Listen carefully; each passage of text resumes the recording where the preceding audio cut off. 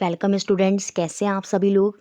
आपका अपने channel quick smart tips में बहुत बहुत स्वागत है। जैसा कि हम 26 सितंबर को रीट में जो पेपर 2 है उसके लिए तैयारी कर रहे हैं साइंस सब्जेक्ट की, और लगभग हमारी सारी तैयारी जो है वो कंप्लीट हो गई है। हमने सारा सिलेबस अच्छे से कंप्लीट किया, और मैंने आपको जो रीट की राजस्थान की बुक में जो क्वेश्चंस हैं वो भी प्रैक्टिस सेट के माध्यम से आपको कवर अप करा दिए हैं। अब आप अपने नोट्स का अच्छे से रिविज़न करें। लास्ट टाइम पर मेरी एक रिक्वेस्ट आपसे रहेगी, जो मैंने पूरी वो सीरीज़ बनाई है आपके लिए जिसमें रीट के सारे प्रीवियस ईयर क्वेश्चन कवर हैं एक ही सिंगल वीडियो में। वो वीडियो हमने बना दी है कुछ ही दिन पहले, उसको एक बार ज़रूर देख कर जाना है। लास्ट टाइम पर सारे प्रीवियस ईयर क्वेश्चंस आपको अच्छे से रटे हुए होने चाहिए माइंड में, क्योंकि वहाँ से भी सेम एज इट इज़ आपको कुछ क्वेश्चन देखने को मिलेंगे। तो वो जो प्रीवियस ईयर के सारे क्वेश्चन एक ही वीडियो में कवर करे हैं, वो वीडियो लास्ट टाइम पर ज़रूर देखनी है। बाकी अपने नोट्स से अच्छे से रिवीजन करें, बहुत ज़्यादा स्ट्रेस नहीं लेना है। पैडागोजी के लिए मैंने पहले ही बोला है कि जो सीटेट की एक प्लेलिस्ट है जिसमें हमने सीटेट के सारे पैडागोजी को अच्छे से कवर किया है, आप सिर्फ उसी को आपने देखा होगा, फॉलो करा होगा, तो आप वहाँ से आपका जो है काम हो जाएगा। तो वही आपको फॉलो करना है, यही सब चीज़ों पे ध्यान रखना है, और बहुत ही बढ़िया से आपको पेपर जो है वो करना है। तो चलिए, जो हमारा प्रैक्टिस सेट 10th है, इसमें हम फिर से आज कुछ बहुत इंपॉर्टेंट क्वेश्चन देखेंगे जो आपको डेफिनेटली हेल्प करेंगे आपके एग्जाम में। पहला क्वेश्चन है, नारू is caused by which of the following. ये जो एक रोगजनक है जिसका नाम है नारू, बताइए किस रोगजनक से होता है, ये हमको यहाँ पर बताना है। इसके बारे में जिक्र हुआ है राजस्थान की बुक में। तो यहाँ पर ये जो होता है ये आपका वॉर्म से होता है, कृमि से होता है। ये रोग बेसिकली अफ्रीका कॉन्टिनेंट से बिलोंग करता है। वहाँ पर ये डिजीज़ जो है कंटेमिनेशन ऑफ वाटर, पानी जो गंदा पानी हो उसको पी लेने से ही ये रोग हो जाता है, नारू रोग। इसमें क्या होता है, आपके जो हाथ पैर हैं या पैरों में बेसिकली जो क्या कहते हैं वूंड होते हैं, जो फोड़े वगैरह होते हैं वो निकल जाते हैं, और उन्हीं में से क्या होता है, आपके जो कृमि होते हैं, वॉर्म्स होते हैं, वो निकलते हैं। बहुत ही अजीब सी टाइप की बीमारी है जो कि आपकी वॉर्म से होती है। तो यहाँ पर आंसर हो जाएगा आपका ऑप्शन नंबर बी, ये कृमि से होने वाली बीमारी है। Next question, question number second, जो कि बहुत ज़्यादा इंपॉर्टेंट क्वेश्चन है। If angle between force F and displacement S is E, then work done is which of the following. यदि बल F, विस्थापन S हुआ है, और मध्य जो कोण है वो थीटा कोण यहाँ पर है, तो बताइए यहाँ पर फिर कार्य का मान क्या होगा, आपको पता होना चाहिए। कार्य जो आपका वर्क होता है वो क्या होता है, फोर्स इनटू डिस्प्लेसमेंट होता है। लेकिन जब फोर्स आपकी अलग डायरेक्शन में हो और जो विस्थापन डिस्प्लेसमेंट हो रहा है वो अलग डायरेक्शन में हो, तो वहाँ पर आपका सीधी सी बात है कोण भी बन जाएगा। सपोज जैसे फोर्स इधर वर्क कर रही है और डिस्प्लेसमेंट ऐसे हो रहा है, तो यहाँ पर एक कोण बन जाएगा थीटा डिग्री का। तो उस केस में वर्क डन कितना हो जाता है, वो हो जाता है आपका एफ डी कॉस थीटा। यहाँ पर डी की जगह एस डिस्टेंस को डिनोट कर रहा है, तो वो हो जाएगा आपका एफ एस कॉस थीटा। तो ऑप्शन नंबर सी जो है वो यहाँ पर बिल्कुल सही रहने वाला है। देखिए, अगर एक कूली वजन उठाता है सिर पर रखकर और उसको चल रहा है, तो उस केस में बताइए उसने कितना कार्य करा। तो वहाँ पर जो उसके द्वारा कार्य किया गया होगा वो होगा आपका ज़ीरो। क्यों? क्योंकि उस केस में देखिए, वो नीचे से ऊपर वर्क कर रहा है, ठीक है, और डिस्प्लेसमेंट वो प्लेटफॉर्म पर चल कैसे रहा है, सीधा चल रहा है, जिसकी वजह से कोण किसका बन गया, 90 डिग्री का। और जब हम यहाँ पर cos 90 में थीटा की वैल्यू 90 रखेंगे, और आपको पता होगा cos 90 की वैल्यू 0 होती है, तो सीधा सा जो हमारा कार्य है वो भी 0 हो जाएगा। ये आपको अच्छे से याद रखना है। जब कार्य 0 कब होगा, जब फोर्स और जो विस्थापन हो रहा है अगर वो एक दूसरे के लंबवत होते हैं, तो उस केस में जो कार्य है वो आपका शून्य होता है, 0 होता है। ये बात भी आप अच्छे से याद रखेंगे। तो ऑप्शन नंबर सी यहाँ पर बिल्कुल सही था।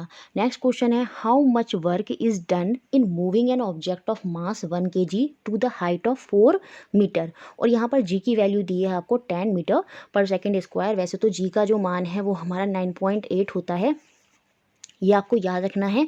जो फिक्स वैल्यू है 9.8 मीटर पर सेकेंड स्क्वायर, ये आपकी वैल्यू होती है। लेकिन यहाँ पर इन्होंने इजी कैलकुलेशन करने के लिए आपको वैल्यू दी है 10 मीटर पर सेकेंड स्क्वायर। तो यहाँ पर हमें बताना है कितना कार्य हुआ। एक तरह से न्यूमेरिक बेस्ड क्वेश्चन है और मोस्ट इंपॉर्टेंट क्वेश्चन है ये आपके लिए रीट में। तो यहाँ पर हम समझेंगे। देखिए, कार्य क्या होता है आपका, फोर्स इनटू डिस्प्लेसमेंट मतलब विस्थापन। विस्थापन मतलब कोई दूरी चली। अब वो हाइट, कोई वस्तु अगर उठाई है तो कुछ हाइट पर उठाई है, तो वहाँ पर वो दूरी वही होगी जो आपकी हाइट है, ठीक है। तो यहाँ पर हाइट जो है वही, डिस्प्लेसमेंट जो है वो आपका 4 मीटर का हो जाएगा। क्योंकि ये ग्रेविटी के विरुद्ध कार्य कर रहा है, तो यहाँ पर जो फोर्स हो जाएगी वो हो जाएगी आपकी mg, है ना। ग्रेविटी के विरुद्ध यहाँ पर कार्य हो रहा है, तो फोर्स आपकी mg है। मास हमको क्वेश्चन में दिया है, जो आपका द्रव्यमान है वो क्वेश्चन में कितना है, 1 kg है। और ग्रेविटी जी की वैल्यू हमको यहाँ पर दी है वो कितनी है 10 है। और आपको जो दूरी है, जो हाइट है, वो कितनी हाइट तक उठा रहा है उसको, तो वो आपका है 4। तो यहाँ पर जब इन सब तीनों की गुणा करी तो सीधा सा आंसर आपका आ गया 40। तो यहाँ पर जो आंसर होगा, जो कार्य वहाँ पर हुआ वो कितना था, वो 40 जूल था। तो ऑप्शन नंबर डी यहाँ पर सही होगा। कार्य का मात्रा क्या होता है, जूल होता है, ये भी आप अच्छे से याद रखेंगे। तो इंपॉर्टेंट न्यूमेरिक है, सिंपल सा है, पता होना चाहिए। फोर्स जब भी हम कार्य की बात कर रहे हैं ग्रेविटी के टर्म में, तो वहाँ पर फोर्स जो है वो याद रखेंगे आप, हम mg की फॉर्म में लेंगे। तो यहाँ पर मास दिया था, ग्रेविटी भी दी थी और हाइट तो हमारा वही विस्थापन था, तीनों को रख दिया और सीधा सा हमारा जो कार्य है वो निकल कर आ गया 40 joule. Option number D. Next question है, what happen to total energy of a free falling object. पृथ्वी की ओर मुक्त रूप से गिरती हुई वस्तु की कुल ऊर्जा का मान हमें यहाँ पर बताना है। कुल ऊर्जा का मान यहाँ पर क्या होगा, देखिए एनर्जी और कार्य दोनों का जो मात्रक है वो एक ही होता है, वो जूल ही होता है। क्योंकि जो एनर्जी होती है वो क्या होती है, कैपेसिटी ऑफ डूइंग वर्क, कार्य करने की क्षमता ही क्या है, आपकी एनर्जी है ना। तो कैपेसिटी ही आपकी कार्य करने की एनर्जी है, इसीलिए एनर्जी और कार्य का मात्रक एक ही है, जूल ही होता है। तो बताइए क्या होगी टोटल एनर्जी। टोटल एनर्जी जो होती है वो हमेशा ही कांस्टेंट रहती है, स्थिर रहती है हर अवस्था में। जैसे देखिए एक ऑब्जेक्ट को ऊपर से फेंका गया, तो यहाँ पर उसकी जो जो टोटल एनर्जी होती है, पहले तो आप ये समझिए जो टोटल एनर्जी है वो किसका सम है, वो गतिज ऊर्जा और स्थिर ऊर्जा, काइनेटिक और पोटेंशियल का सम है। काइनेटिक एनर्जी यहाँ पर अभी टॉप पर 0 है और पोटेंशियल यहाँ पर मैक्सिमम होगी। जब वस्तु नीचे की ओर गिरेगी तो क्या होगा, काइनेटिक एनर्जी तो बढ़ती जाएगी, जो आपकी गतिज ऊर्जा है वो बढ़ती जाएगी, और जो स्थिर ऊर्जा है, जो पोटेंशियल एनर्जी है, वो घटती चली जाएगी।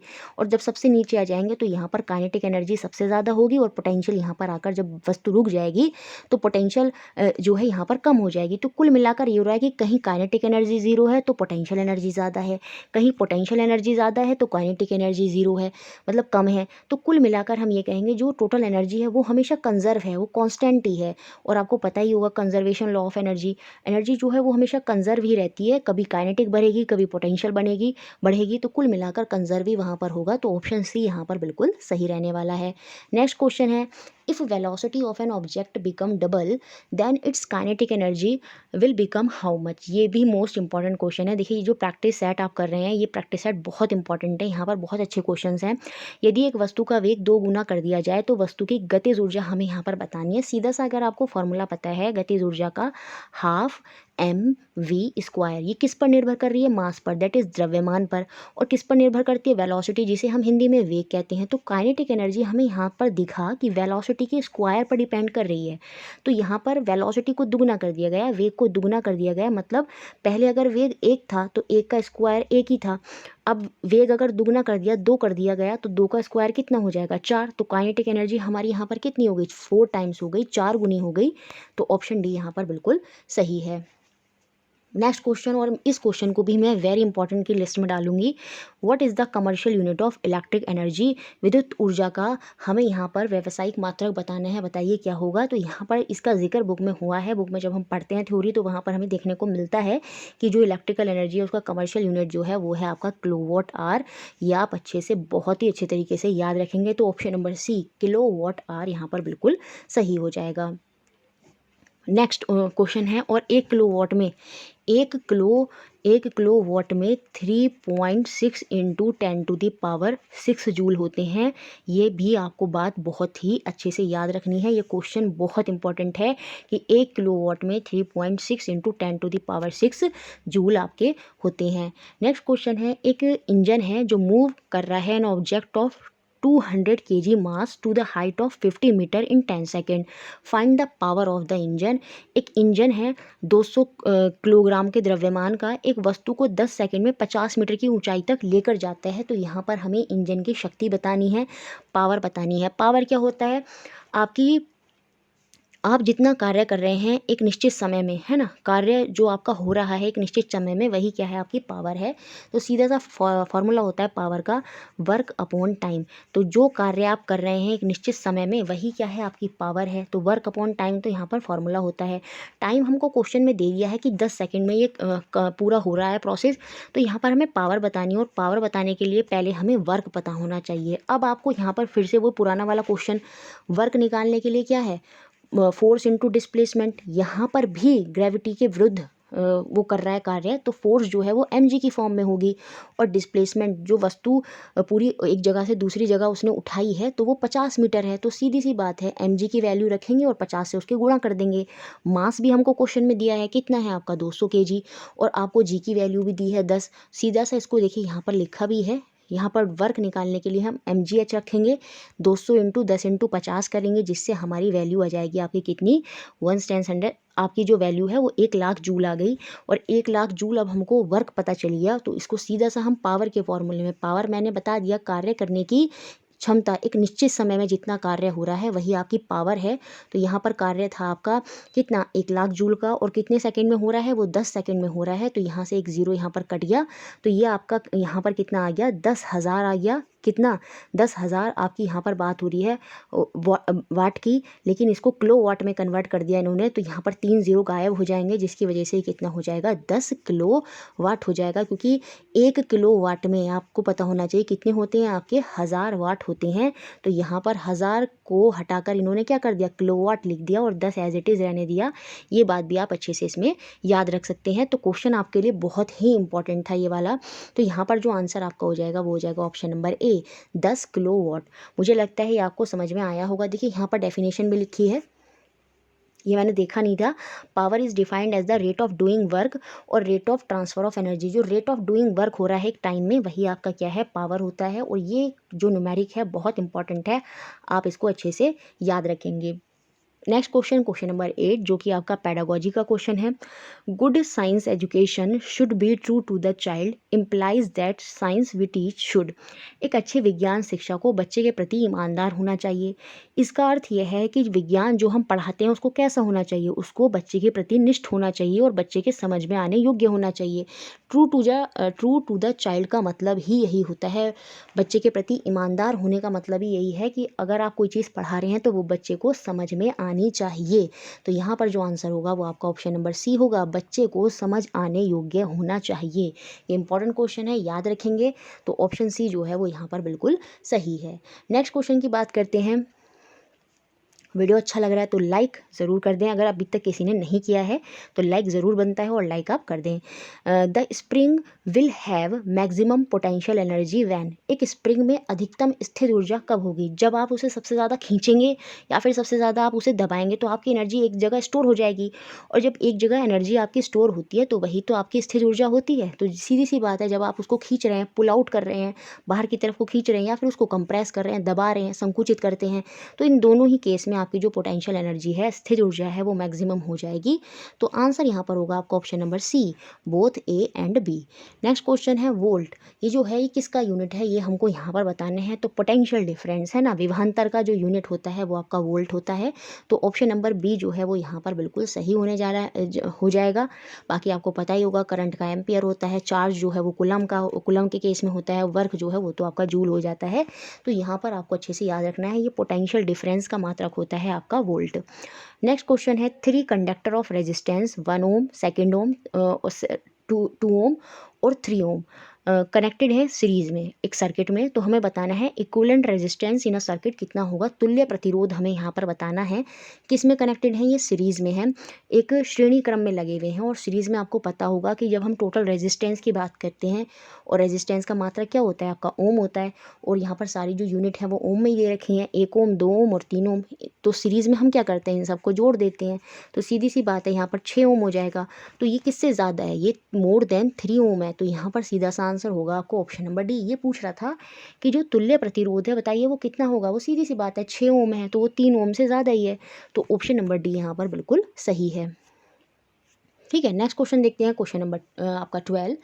If 2 coulomb charge flows from 0.5 second in a circuit then what is the value of electric current.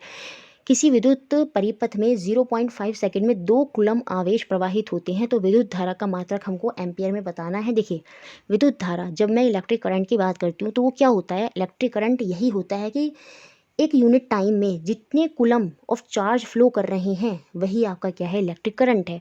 Current में बेसिकली यही होता है, एक निश्चित समय में जो आपका चार्ज है वो फ्लो करता है, और उस निश्चित समय में जितने कूलम ऑफ चार्जेस फ्लो कर रहे हैं वही आपका करंट है।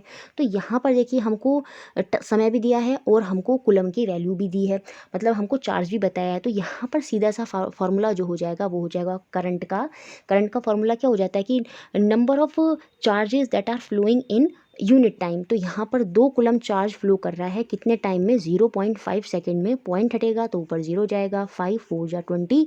तो यहाँ पर सीधा सा आंसर आपका क्या हो जाएगा, 4 एम्पियर हो जाएगा। कोई फॉर्मूला याद रखने जैसी बात ही नहीं है, बात आपको समझ में आनी चाहिए कि जो करंट है वो क्या है, जो नंबर ऑफ चार्जेस फ्लो कर रहे हैं एक निश्चित समय में वही आपका करंट है, पर यूनिट टाइम में जितने चार्जेस फ्लो कर रहे हैं। तो यहाँ पर चार्ज भी बताया है, 2 कूलम चार्ज फ्लो कर रहा है कितने समय में, 0.5 सेकेंड में। तो सीधा सा 2/0.5 हो जाएगा और आपका आंसर आ जाना है 4 कूलम। ठीक है, नेक्स्ट क्वेश्चन है, ये मोस्ट इंपॉर्टेंट क्वेश्चन है आपके लिए। यहाँ से रीट में पेडागोजी से क्वेश्चन बार बार पूछे गए हैं।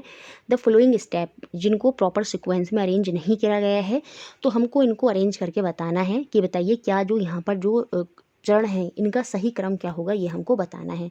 ये प्रॉब्लम सॉल्विंग मेथड ही यहाँ पर दिया है कि कैसे समस्या समाधान विधि को हम करते हैं। तो वहाँ पर सबसे पहले समस्या जो होती है उसकी पहचान करी जाती है। जब समस्या हमको पता चल जाती है, आइडेंटिफिकेशन ऑफ प्रॉब्लम की जाती है, उसके बाद क्या होता है, हम परिकल्पना करते हैं। क्या करते हैं, परिकल्पना बनाते हैं कि अच्छा ये प्रॉब्लम है, इसको हम कैसे फॉर्मुलेट करेंगे। तो उसका हाइपोथेसिस होता है, परिकल्पना बनाना वहाँ पर होता है। जब हमारी परिकल्पना बन जाती है तो हम उससे रिलेटेड जो आंकड़े हैं वो इकट्ठे करते हैं, कलेक्शन ऑफ डेटा हो जाता है वहाँ पर फिर। और जब हमारा डेटा कलेक्ट हो जाता है तो जो हमने परिकल्पना की और उससे रिलेटेड डेटा जो हमने इकट्ठा किया, अब हम उसका परीक्षण करेंगे। तो अब हम उस परिकल्पना का परीक्षण करते हैं और सबसे लास्ट में जब हमारा सब कुछ हो जाता है उसके बाद हम किसी निष्कर्ष पर पहुंच जाते हैं। तो यहाँ पर सबसे पहले जब सही सीक्वेंस में आएगा तो वो ऑप्शन नंबर सेकंड हो जाएगा। सबसे पहले हमने क्या करी, समस्या की पहचान की, फिर हमने परिकल्पना की और उसके बाद हमने आंकड़ों को इकट्ठा किया, फिर हमने परिकल्पना का परीक्षण किया और साथ में लास्ट में समस्या का समाधान हो गया, मतलब हमें किसी निष्कर्ष पर पहुंच गए। नेक्स्ट क्वेश्चन है, the focal length of a mirror is +60 centimetre, what kind of mirror it is. यदि एक दर्पण की फोकल दूरी हमको यहाँ पर 60 सेंटीमीटर दी है, वो भी प्लस में। ये प्लस के साइन से ही हमें बताना है ये कौन सा दर्पण है। सीधा सा है, जब भी प्लस साइन होता है तो याद रखेंगे वो आपका कॉन्वेक्स मिरर होता है। ये हमने थ्योरी में भी पढ़ा है, तो याद रखना है जब भी प्लस साइन इंडिकेट हो रहा है दैट इज़ कॉन्वेक्स मिरर, वहाँ पर आपका उत्तल दर्पण है। लेकिन जब भी माइनस साइन है तो याद रखेंगे वो आपका कॉनकेव मिरर है, अवतल दर्पण है। तो यहाँ पर सीधा सा आंसर हो जाएगा आपका option number D. Next question है, the power of lens is +2 dioptre. याद रखना पावर ऑफ लेंस का जो मात्रक होता है वो आपका डायोप्टर में ही होता है। तो यहाँ पर पावर ऑफ लेंस दी है हमको +2 डायोप्टर। तो सीधी सी बात है, कैसा लेंस है, आपका कॉन्वेक्स लेंस है, उत्तल दर्पण है। ठीक है, उत्तल दर्पण बोल रहे हैं, उत्तर आपका लेंस है। ठीक है, what is the focal length of this mirror. तो यहाँ पर हमें इसकी फोकस दूरी बतानी है, तो बताइए कितनी होगी। यहाँ पर सिंपल सा एक फंडा है जो आपको याद रखना है कि पावर और जो फोकल लेंथ है वो एक दूसरे के अपोजिट होते हैं। ठीक है, power is equal to 1 focal length, या फिर हम ये भी बोल सकते हैं focal length is equal to 1 power. तो यहाँ पर हमको एक वैल्यू दी है, दूसरी वैल्यू पूछ रहा है, तो हमको पावर पता है कितनी है, 2 है।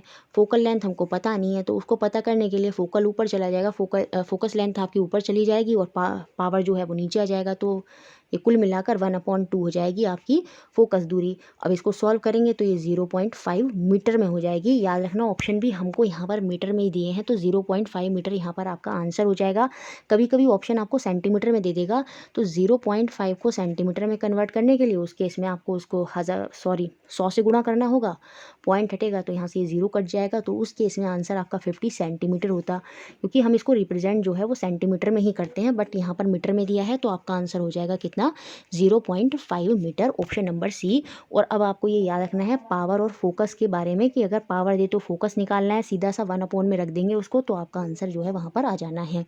नेक्स्ट क्वेश्चन है, which type of radiation were used in Rutherford experiment. जो रदरफोर्ड ने अपना एक्सपेरिमेंट किया था उनमें किस प्रकार के विकिरणों का प्रयोग किया था, किस प्रकार के रेडिएशन का प्रयोग किया था, ये हमें बताना है। तो ये तो सिंपल सा है, वहाँ पर उन्होंने अल्फा पार्टिकल्स का यूज़ किया था, अल्फा किरणों का यूज़ किया था। तो ऑप्शन नंबर ए जो है वो यहाँ पर आपका सही हो जाने वाला है, ऑप्शन नंबर ए।